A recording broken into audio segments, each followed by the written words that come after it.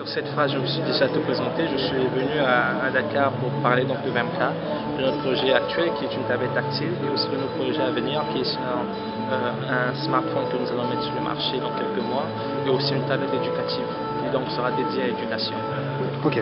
Est-ce que tu pourrais nous dire quelle est la différence entre la tablette VMK et les autres tablettes qui sont sur le marché?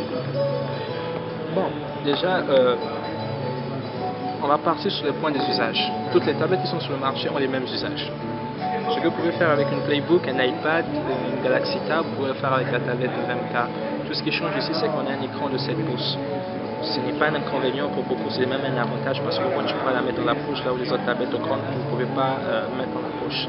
Et la différence notable est aussi dans, on va dire, son prix. La tablette coûte 150 000 francs TTC ici en Afrique, là où les autres, qui sont pas dans les mêmes configurations que les nôtres, 7 pouces Wi-Fi, sont beaucoup plus chers.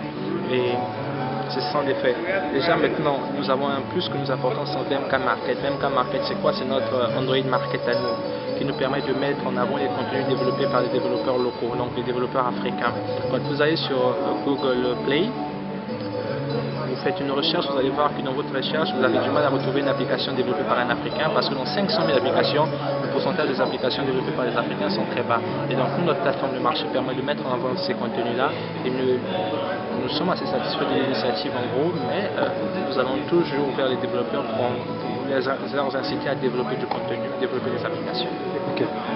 Vu le développement des réseaux 3G en Afrique, est-il prévu qu'on ait une tablette VMK compatible 3G?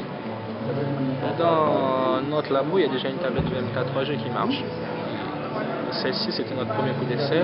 La tablette 3G peut-être verra le jour d'ici, on va dire, je préfère ne pas donner de date, mais nous avons décidé que tous nos produits seront des produits 3G et ça va être le cas pour tous nos produits. Donc la version 3G est déjà en réflexion, en recherche de développement et pourra sortir dans le marché dès que possible. Okay. Avec cette initiative, avez-vous eu des soutiens locaux au niveau national, sous-régional ou au niveau africain? Bon, c'est plus au niveau national. Premièrement, c'est de l'autofinancement. Deuxièmement, c'est un financement de l'État. Bon, nous avons eu des promesses un peu partout, mais il y a une différence, il y a un grand pas entre la promesse et la concrétisation. Le pas de la promesse étant franchi, nous attendons toujours les pas de la concrétisation pour certains beaucoup de ce qu'ils nous ont promis. Ok. Tout à l'heure, lors de la présentation, vous nous avez expliqué que la tablette est entièrement conçue en Chine. Finalement, elle a quoi d'africain, cette tablette? J'aime bien cette question qui revient tout le temps. Je tiens quand même à noter que 90%, pour ne pas dire 98% des tablettes disponibles sur le marché sont assemblées en Chine. Mais pourtant on n'appelle pas un iPhone tablette chinoise, on n'appelle pas un Samsung, un Playbook de BlackBerry tablette chinoise, une tablette Arcos. Pourquoi on ne les appelle pas les tablettes chinoises? Parce qu'elles tirent leurs origines de la nationalité de l'entreprise qui les a créées.